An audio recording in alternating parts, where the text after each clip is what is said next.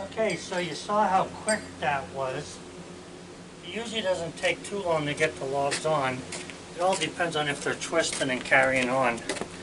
Alright, let me get some measurements here now.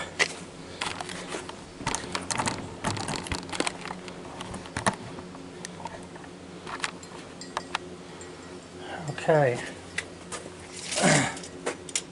This end here is 8.5 inches. That's going to give me a 5.5 inch cant.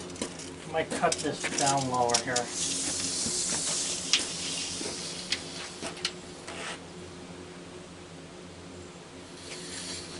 Alright, this thing's only 11 feet. And I don't need 10 footers right now. What I need is 8'3". So, normally I'd cut this bigger end off, but because this log is so small, I think I'll take the 8'3" right to here. That might give me a 6-inch board then, instead of the 5.5 inch. So let me get my sawman to cut that right there, and then we'll see what that looks like. I hope it's 9 inches there.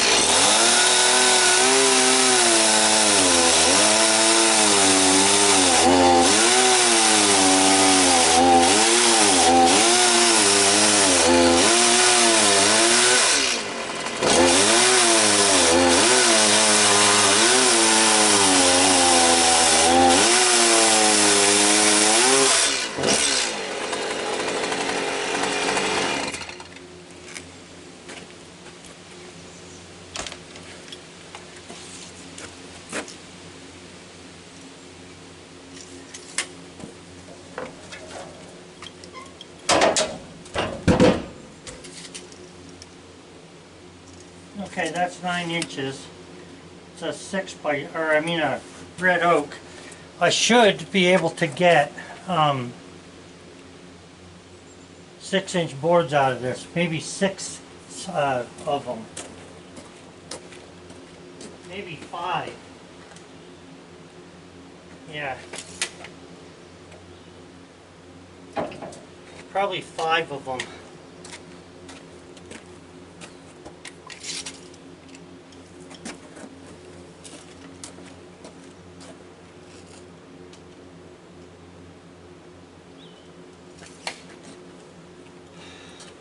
I'm not going to bother lifting that up. I'm just going to cut it as is there.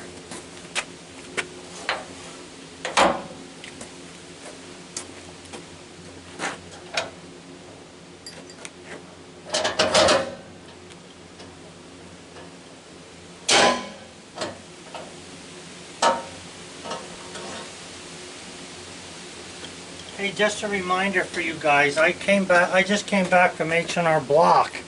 And I got to tell you that Wednesday is the last day for federal income tax.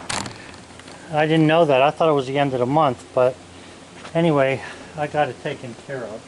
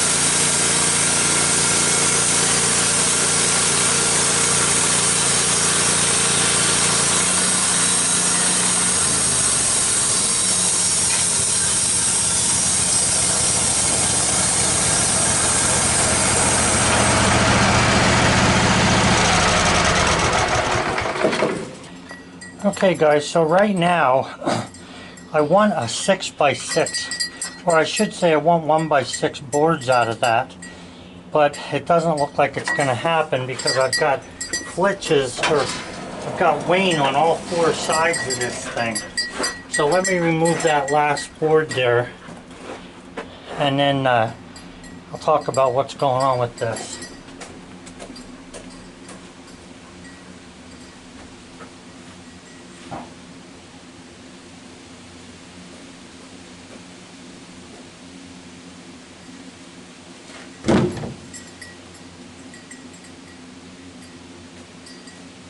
Now if you watched from the beginning, you know I cut off about the same size off of each piece. And what I was doing was trying to cut 6.5 inches because I need 6.5 to be able to get a 6-inch board when I start cutting down the row. One of the things I wanted to show you here is this is where the center of this log is at, right where my finger's at there. And you can see it's bigger here. It's pretty much even this way, but it's away from that one side.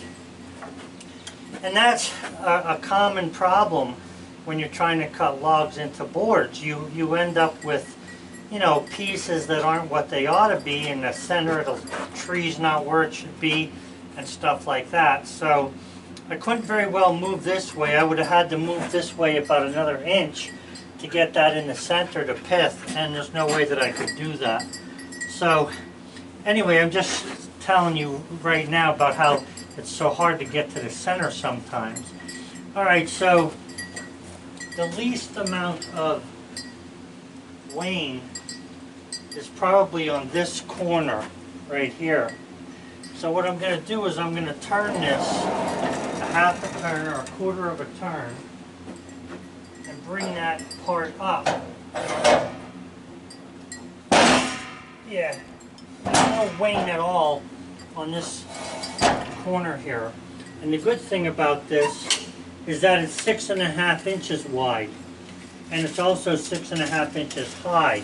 So I'm going to cut down there 1 inch at a time, or maybe a hair less than an inch. Meaning I'll end up with a hair less than an inch. But I want to see if I can't get the number of boards that I'm looking for, which is 6. Now I doubt I'm going to get 6. I might, but it's very close. So let me just cut it and see what happens. So I'm going to be cutting from the top down. And for those of you who don't have a mill, and I imagine there's a lot of you, all I'm doing is setting the blade right there on top of the board, making sure that I'm hitting it. Now I'm a little high there, I need a 16th. So I'm dragging some of the sawdust off, and then when I bring that back, I know that that's where the saw would have been for that last cut. So then I'm going to take the crank I have here, and I'm going to go down exactly 1 inch. Okay? Now usually I go down 1 1/8 or 1 1/16, but I'm going to, well, I'll go 1 1/16, and I should be able to get what I need out of this.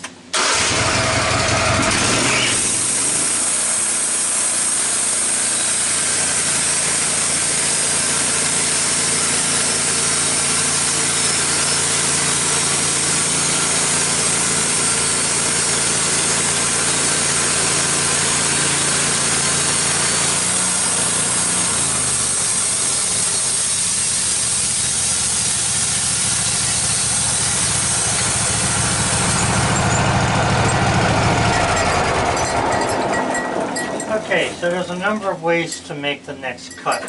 The cut that I just made was 5 3/8, so that was right there. So in order to go down 1 1/16, all I got to do is use the wheel here, and I can go down 1 1/16 to roughly 4 1/4.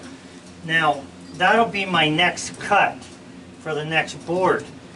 Also, what I do sometimes is I'll pull the board ahead a little bit, and I'll do like I did in the beginning there, which is actually easier because you don't have to think of any numbers. And the reason I don't like thinking of the numbers is because there's always something on my mind. So I can just drag the sawdust off there, Go down 1 1/16 and make my cut.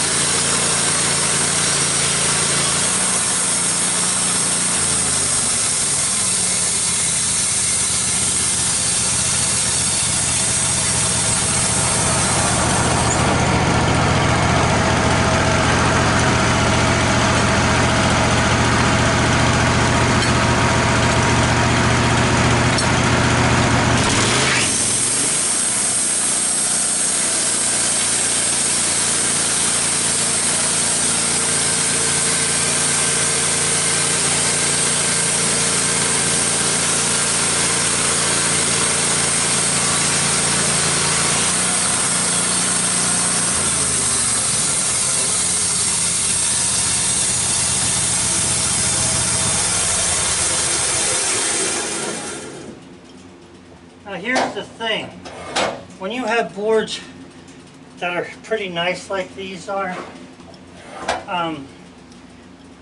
you can cut down like that and you end up with some pretty nice looking wood. Now as I go down here, this bottom board is the same as the other ones. It just worked out that they all came the same size and they all look pretty nice, so they'll be good on the sticker pile.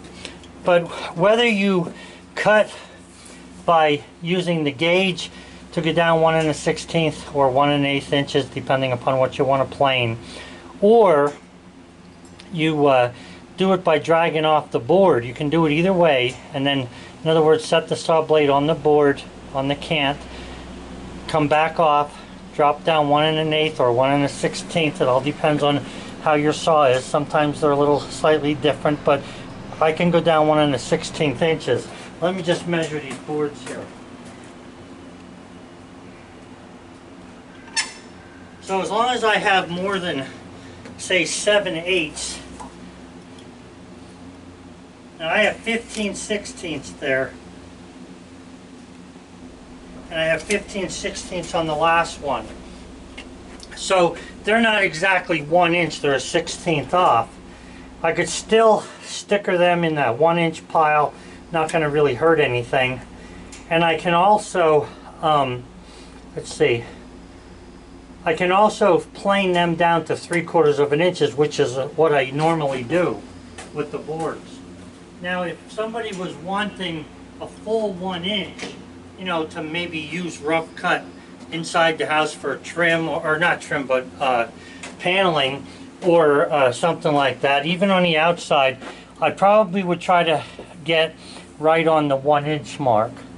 So I've got 1, 2, 3, 4, 5, 6 boards there, 1 by 6. There's a little bit of wane on 2 of them, the top one and the very bottom one. Other than that, I'm looking pretty good. So again, a 1x6, I'm figuring $8 a board foot for a finished board out of the kiln and everything, planed. These are $4 a board foot to me as they sit. So we have 6 times 8 is 48, times 4 is roughly $160, I think, somewhere in there, a little more than that.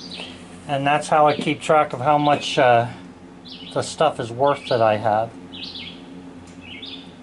So I'm going to put that on the sticker pile now. I'll get back. Okay, so if you look here, I turned this bottom board over and it's losing pretty much right here. It's losing about 3 inches right there. So I'm going to have to cut this down to a 1x3. The rest of it isn't bad, but it's still not 6 inches. So what I'm going to do is I'm going to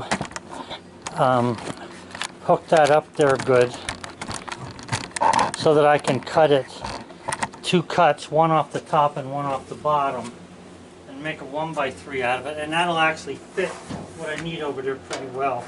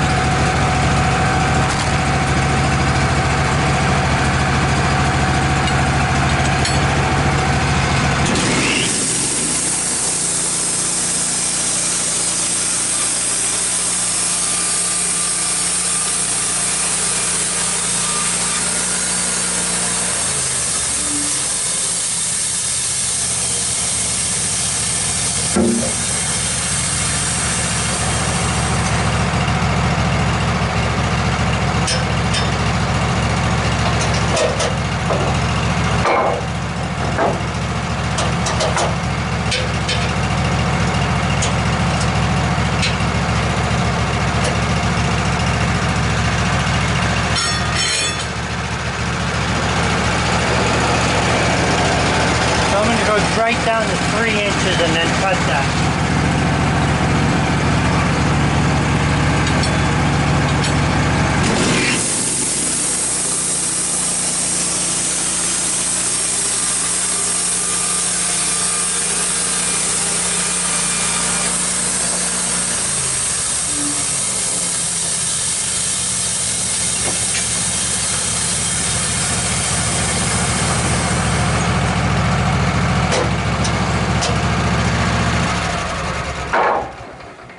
Okay, so there's a nice 1x3. You can see it's got a lot of nice grain in it, and yeah, looks pretty good. So I'm going to take that off, put it on the sticker pile, and that'll finish up another course. I need to stop putting these boards on the sticker pile now because I'm getting a little too heavy. Now a lot of these boards came out of trees that were pretty small. But if you look at that, you can't argue with lumber that looks like that. I mean, it's just nice stuff. Very nice. This one has a little wane on it. I'm just going to dry it as it is because on the opposite side you don't see any. But very nice. Yep.